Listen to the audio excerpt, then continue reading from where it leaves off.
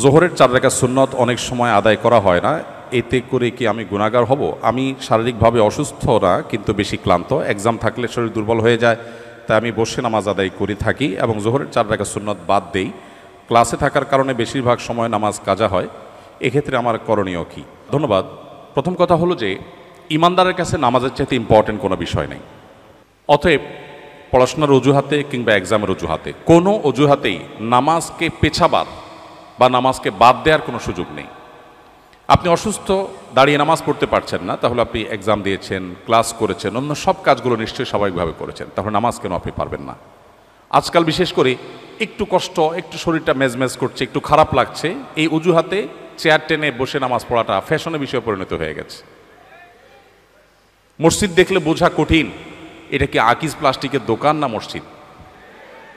তো এই জন্য আমাদেরকে নামাজ পড়ার ক্ষেত্রে লক্ষ্য রাখতে হবে যে আমরা যেন কোনোভাবেই, যতক্ষণ আমার শক্তি সামর্থ্য আছে, আমি শুধুমাত্র একটু শরীর খারাপ করছে, একটু ভালো লাগছে না, সে অজুহাতে যেন আমরা বসে নামাজ না পড়ি। হ্যাঁ, অবশ্যই আপনি যদি শারীরিকভাবে অপারগ হন, দাঁড়িয়ে পড়তে না পারেন, আল্লাহ বলেছেন লা ইউকাল্লিফুল্লাহু নাফসান ইল্লা উসআহা, মানুষকে সাধ্যের বাইরে কিছু আল্লাহ চাপিয়ে দেন না, সো এটা আপনার জন্য জায়েজ আছে, আপনি বসে নামাজ পড়বেন, যদি বসে ছাড়া দাঁড়িয়ে নামাজ পড়ার কোনো শক্তি আপনার আসলেই না থাকে। আর সুন্নাহগুলো ইম্পর্টেন্ট, নবী সাল্লাল্লাহু আলাইহি সাল্লাম সচরাচর কখনো ছাড়তেন না। আপনার কখনো কোনো অসুবিধা তৈরি হয়েছে বিশেষ পরিস্থিতিতে, এটা বাদ দিলেন, তাতে গুনাহ হবে না ইনশাআল্লাহ। আমার বিয়ে উপলক্ষে 8 ভরির বেশি স্বর্ণের মালিক হই আমি। বর্তমানে আমার স্বামী বড় পরিমাণ ঋণ থাকায় এবং আমার আর্থিক অবস্থা খারাপ থাকায় আমি এখন জাকাত দিতে অসমর্থ। আমি যদি 3 থেকে 5 বছর পর স্বাবলম্বী হওয়ার পর জাকাত দেই, তাহলে এক্ষেত্রে বিলম্বে জাকাত প্রদানের ইসলামের বিধান কি? জাকাত ওয়াজিব আলাল ফওর, ইসলামী ফিক অনুযায়ী যখন জাকাত আবশ্যক হয় তখনই দিতে হয়। যদি আপনার মনে হয় যে এখন জাকাত দেওয়ার মতো ব্যক্তি আপনি খুঁজে পাচ্ছেন না বা আরও উপযুক্ত ব্যক্তি পাবেন, তাহলে টাকা আলাদা করে রাখলেন, হিসাব আলাদা করে রাখলেন, একটু পরে দিলেন, ঠিক আছে। বাট শুধুমাত্র আমার এখন দেওয়ার মতো টাকা নেই, এই অজুহাতে আপনি জাকাত 2-4 বছর পিছাতে পারবেন না। আপনার 8 ভরি স্বর্ণ থেকে খুব সামান্য পরিমাণ বিক্রি করলে কয়েক বছরের জাকাতের টাকা হয়ে যাবে। আমরা বেশিরভাগ মানুষ চাই আমারটা আমার কাছে থাকুক, আমি এক্সট্রা ফাওটা দিয়ে কোনো রকম জাকাত দেওয়ার চেষ্টা করব। অনেক লোক বলে হুজুর ঋণ পরিশোধের আমল শিখায় দেন। আমি বলি ঋণ পরিশোধের আমল হলো স্থাবর অস্থাবর সম্পত্তি বিক্রি করে ঋণ দিবেন, এটা হলো ঋণ পরিশোধের আমল। বলে না হুজুর সেটা না তো, আমি দোয়া চাইছি, দোয়া, একটা দোয়া শিখাই দেন। তাই আমি বলছি আমি বুঝছি, আপনি চাচ্ছেন আমি এমন কোনো দোয়া শিখাই দিই যেই দোয়া পড়লে আসমান থেকে ধূপ করে একটা বস্তায় টাকা পড়ে যাবে, আপনি ঋণ দিয়ে দিবেন, আপনার স্থাবর অস্থাবর সম্পত্তিতে হাত দেওয়া লাগবে না, আপনি সেই দোয়া চাচ্ছেন। মুহাম্মদ সাল্লাল্লাহু আলাইহি ওয়াসাল্লাম সেটা আমাদেরকে শিখান নাই। তিনি শিখিয়েছেন আমি ঋণগ্রস্ত, আমার সর্বশেষ সম্বল বিক্রি করে তারপরে যখন আমি পারছি না তখন আমি আল্লাহর কাছে, তার আগে এবং তখন আল্লাহর কাছে হাত পাতবো। কিন্তু আমরা চাই আমার সব ঠিকঠাক থাকুক, আমি ফাওটা দিয়ে কোনো রকম জাকাত দেই বা ঋণ দেই, এটা মুসলিম সুলভ চিন্তাধারা বা মানসিকতা নয়। নবী সাল্লাল্লাহু আলাইহি ওয়াসাল্লাম বুখারীর হাদিসে বলেছেন কিয়ামতের আলামতসমূহের মধ্যে থেকে একটা হলো জাকাতকে মানুষ জরিমানা মনে করবে, দণ্ড মনে করবে, দিতে চাইবে না। জাকাত দিতে পারা তো সৌভাগ্যের, তো আমার আখিরাতের অ্যাকাউন্টে জমা হচ্ছে, আমি সওয়াব পাবো, তাহলে সেক্ষেত্রে আমার কেন সামান্য অংশ বিক্রি করে দিতে কার্পণ্য হচ্ছে বা দ্বিধা হচ্ছে? এটা করা উচিত নয়। অবশ্য মেয়েদ এখানে প্রশ্ন বোঝা যাচ্ছে না, আপনার স্বামীর ঋণ আছে তাতে আপনার কি? আপনার স্বামীর ঋণ আছে তাতে আপনার কি? মুশকিল হলো স্বর্ণের মালিক আসলে কি, এটা ক্লিয়ার না। এটা কি নারী নিজে না তার স্বামী? আমাদের দেশে এক্ষেত্রে একটা বড় বড় ধরনের গোজামিল আছে। স্বর্ণ দিয়ে দেওয়া হয় মেয়েকে, যে তোমাকে দিলাম, মোহর হিসাবে দিলাম, ইত্যাদি ইত্যাদি। এরপরে যখন আবার তার ইটালির ভিসা চলে আসে তখন বলে স্বর্ণগুলো দাও, বিক্রি করে ইটালি যাব। কত স্বর্ণ হয়ে যাবে? স্বর্ণের মালিক যদি তিনি হন তাহলে আপনি কিভাবে চান? আপনি একটা দরখাস্ত লিখতে পারেন, বরাবর মাননীয় স্ত্রী বিষয় ঋণ মঞ্জুরের আবেদন, জনাবা যথাবিহিত সম্মান প্রদর্শন পূর্বক নিবেদন এই যে আমি অধম, ঋণগ্রস্ত, গরিব, আপনি আমাকে আপনার স্বর্ণ বিক্রি করে লোন হিসাবে দিলে আমি সেটা যথাসময়ে অমুক সময়ে পরিশোধ করিব, বাধ্য থাকিব, ইত্যাদি ইত্যাদি। আপনি দরখাস্ত করতে পারেন, কিন্তু আপনি তো অর্ডার করছেন।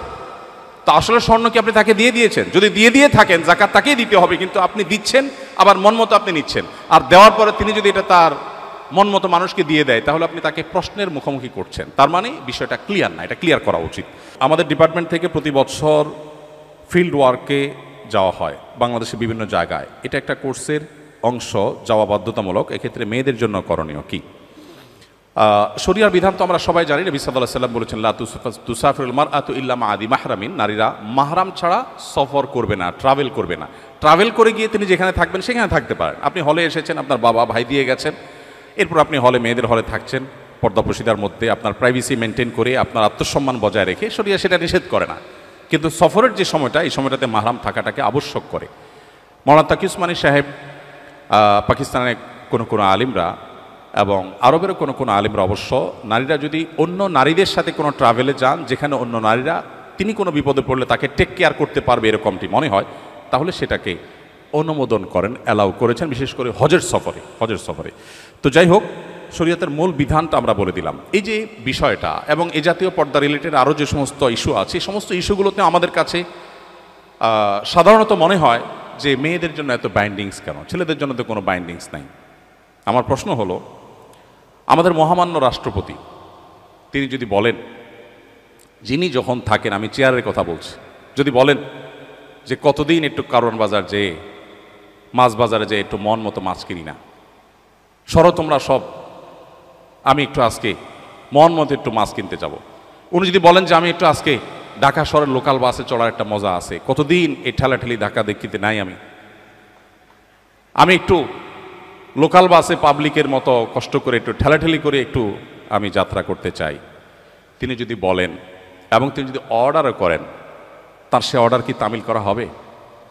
তাকে কি যেতে দেয়া হবে? এর মানে তিনি আমাদের চাইতে কম সুবিধা ভোগ করছেন, বন্দি জীবন যাপন করছেন, তাকে কোণঠাসা করে রাখা হয়েছে, তার প্রতি জুলুম করা হয়েছে। ব্যাপারটা কি তাই?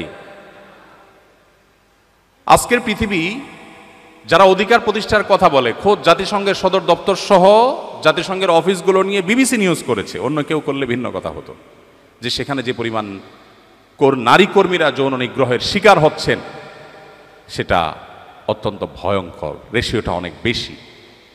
প্রিয় ভাইয়ের আমার, আল্লাহ রাব্বুল আলামিন পর্দার যে বিধিবিধান দিয়েছেন, এটা আমাদের মা বোনদেরকে কোণঠাসা করবার জন্য নয়, তাদের মর্যাদা রক্ষা করবার জন্য, তাদের সেভ করার জন্য। উদারতার নাম দিয়ে যারা নবী সাল্লাল্লাহু আলাইহি সাল্লামের এই আদর্শকে এক পাশে রেখে চলতে চান, তারা ইতোমধ্যে ব্যর্থ প্রমাণ হয়ে গেছেন। পৃথিবীর প্রান্তে প্রান্তরে আপনি চোখ বুলিয়ে দেখবেন, তাদের ব্যর্থতার সে বোবা কান্না শোনা যাচ্ছে।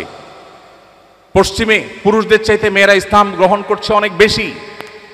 এত নারী অধিকার জিগির তোলার পরেও সে সমস্ত অঞ্চলে মেয়েরা ইসলামের দিকে কেন ছুটছেন? তারা দেখছেন তাদের মুক্তির প্রকৃত দিশা ইসলামে বলা আছে, বিধায় আমাদেরকে সে পথে আসতে হবে।